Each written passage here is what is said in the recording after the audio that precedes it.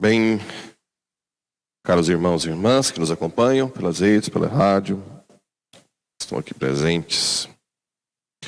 Vamos fazer rapidamente aqui uma pequena análise desse texto, para você entender um pouco a igreja de hoje, né? Eu disse que desde o início é o Espírito Santo que guia a igreja. E hoje acontece muito semelhante ao que aconteceu aqui, os concílios, por exemplo, Concílio Vaticano II, Concílio Vaticano I, em que junta os bispos, o Papa, e discute um assunto ou vários assuntos, né? Esse aqui é o primeiro concílio da igreja, chamado Concílio de Jerusalém, no ano mais ou menos 43, 44 depois de Cristo. O que acontece aqui? Vamos tentar entender para vocês confiarem na igreja. Vocês vão vendo que esse concílio foi totalmente programado, projetado pelo Espírito Santo. Como assim? Antes, no relato dos Atos Apóstolos, o que aconteceu com Pedro? Teve uma visão, não foi? Uma visão de animais impuros, que descia num, tipo, um forro. E o que dizia a voz? Coma, né? Coma, Pedro. O que Pedro respondia? Eu não posso comer o que é impuro. Como ousas chamar de impuro aquilo que Deus purificou? Depois, o que aconteceu? Pedro foi chamado para visitar a casa de Cornélio, que é um pagão. Ali eles rezam e tem uma descida do Espírito Santo sobre toda a família. Fala que todo mundo teve o batismo no Espírito Santo. Inclusive não fala exceto crianças. É um dos argumentos que a gente tem. Todas as famílias pagãs que receberam o Espírito Santo não fala que exceto as crianças foram batizadas. Não. O que Pedro depois chegou à conclusão? De que se deveria pregar para os pagãos. Depois aparece Paulo. Tem um encontro pessoal com Jesus, a caminho de Damasco. Se converte radicalmente. Realmente Paulo é uma coisa fenomenal. Como que ele se abre ao Espírito Santo. E Paulo vai sentindo no coração, pouco a pouco, que a sua missão é pregar para os pagãos. Só que Paulo, apesar de ser judeu, como ele já vem de uma vida pecaminosa, de perseguição, Paulo é meio que sente até um pouco de vergonha, né? O tanto que eu persegui. Acaba que essa vergonha deixa Paulo mais humilde, porque ele também era judeu, né? Mas ele fica, acaba que o erro dele deixa ele mais humilde diante de Deus, que quem mais perdoado, mais ama, não é?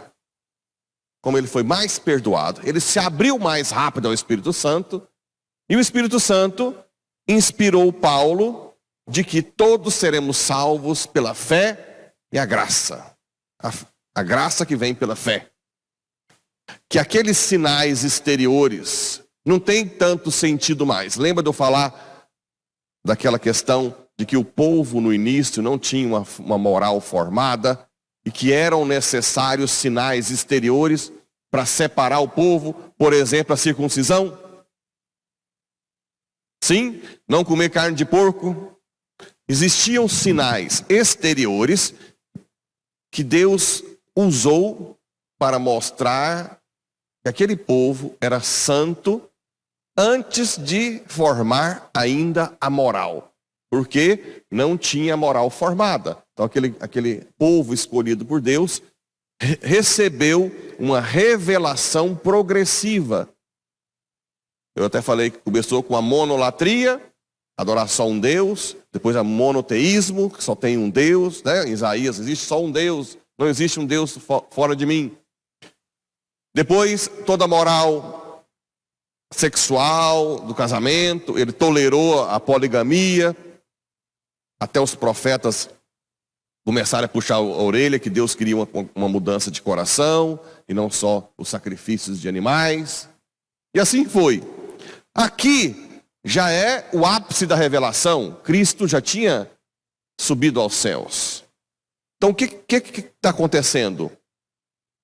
Os judeus, os fariseus convertidos, começaram a questionar. Não, mesmo os pagãos, quando se convertem ao cristianismo, devem fazer circuncisão.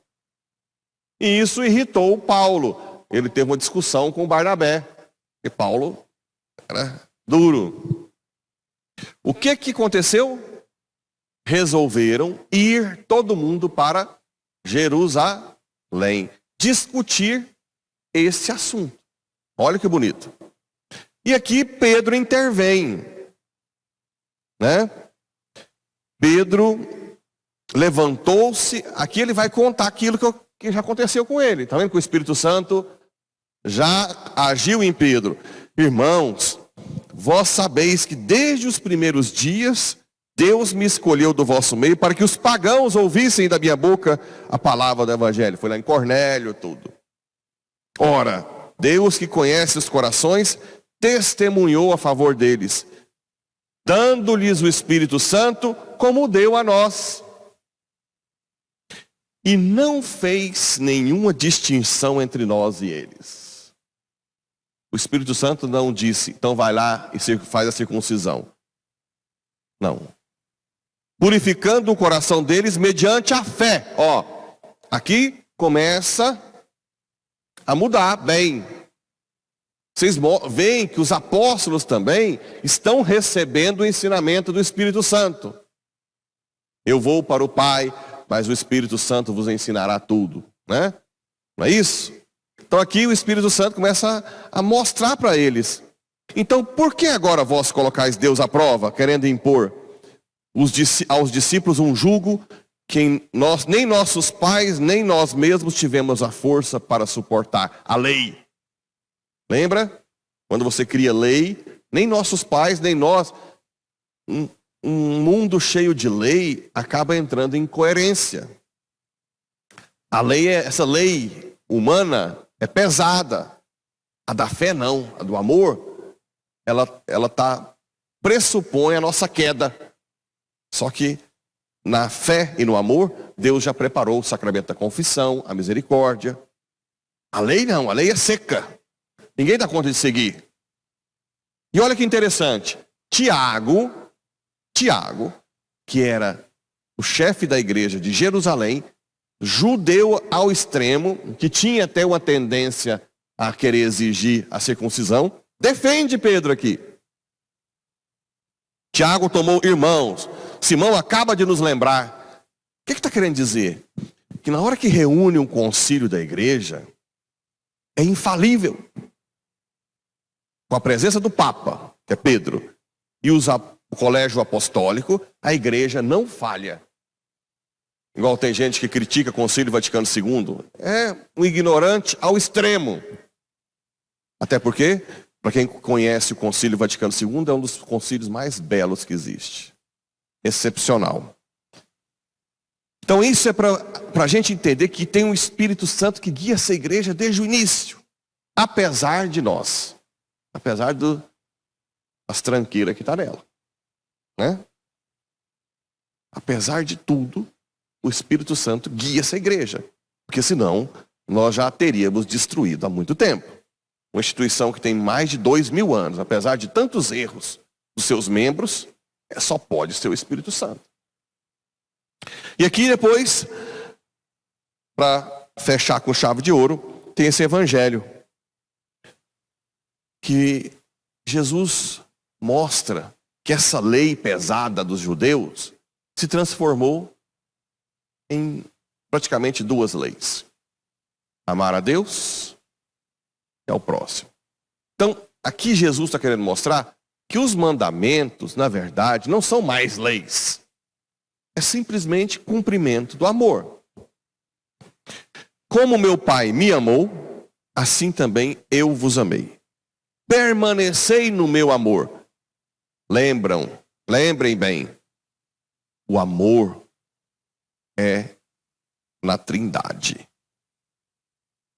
Pessoa do Espírito Santo, né, que se fez carne em Cristo, que deu a vida. Esse amor de dar a vida só tem em Deus. Então, por favor, não queiram amar com amor humano. Nem marido, nem esposa. A esposa está com o marido alcoólatra. Você não dá conta de amar se você não pedir o amor. Não tem jeito. A gente não presta. Tem que ter isso em mente. O filho que dá problema o tempo inteiro, você só vai amar com o amor de Deus. Os filhos que estão com dificuldade, só vai amar os pais que não deram amor, que foram ausentes, se você pedir o amor de Deus.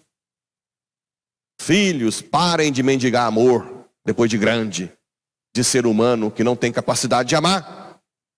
Busca o amor em Deus, que você vai perdoar seus pais, ou perdoar seja lá quem for, e ainda vai amá-los sem querer nada em troca. Porque você vai buscar o amor onde tem. Onde está o amor? Em Cristo, né? O Espírito Santo, na Eucaristia, na adoração, na comunhão, na missa. Permanecei no meu amor. Se guardardes, aqui Jesus está fazendo essa explicação. Se guardardes meus mandamentos, permanecereis no meu amor. Então, os mandamentos de Cristo sempre têm por trás o amor. Assim como eu guardei os mandamentos do meu Pai e permaneço no seu amor. O amor é o motivo de todos os mandamentos. Se você for destrinchar mandamento por mandamento, mesmo o sexto mandamento que é o da castidade, que é o mais difícil de ser entendido na sociedade, sempre tem o amor por trás. Amar a dignidade do ser humano, amar a pureza do ser humano, amar todo o projeto, amar como Jesus amou, doando-se, não usando do outro para ter prazer. Claro que quem ama sem pedir nada em troca é um amor muito maior do que quem ama querendo usar o corpo do outro. Então, todos os mandamentos é o amor que está por trás. E olha o que Jesus termina dizendo: e eu vos disse isto para que a minha alegria esteja em vós e a vossa alegria seja plena. A felicidade, a alegria está vinculada ao amor, ágape. A felicidade está vinculada ao amor, doação. Aquele que sofre por amor. Quem não é capaz de sofrer por amor, nunca vai ser feliz. Nunca. Nunca, nunca, nunca, nunca. Aquele que está cuidando dos pais doentes, né? Que acha que está perdendo a vida, enquanto não tiver a experiência do amor de Deus, não vai conseguir ser feliz. E quando tiver o amor de Deus e ver que aquilo é uma grandiosidade, que não é a perda de tempo, vai ter não só uma alegria, mas alegria plena. Assim como os pais que se doam aos filhos, os filhos que se doam aos pais, ou no matrimônio, a esposa que cuida do marido na cama, ou vice-versa, está doente. Aquilo que aparentemente para o mundo é perda de tempo, a pessoa está perdendo a sua vida, pelo contrário. Ela está ganhando a vida, uma alegria e uma alegria plena, que o mundo nunca será capaz de dar. Porque a alegria vem diretamente de Deus para nós. A felicidade que todo mundo busca lá fora só é encontrada na pessoa humilde que reza e que ama com o amor de Deus. Deus nos ajude, que Nossa Senhora é aquela que mais aprendeu isso, nos ensine cada dia mais a amar com o amor de Deus. Assim seja.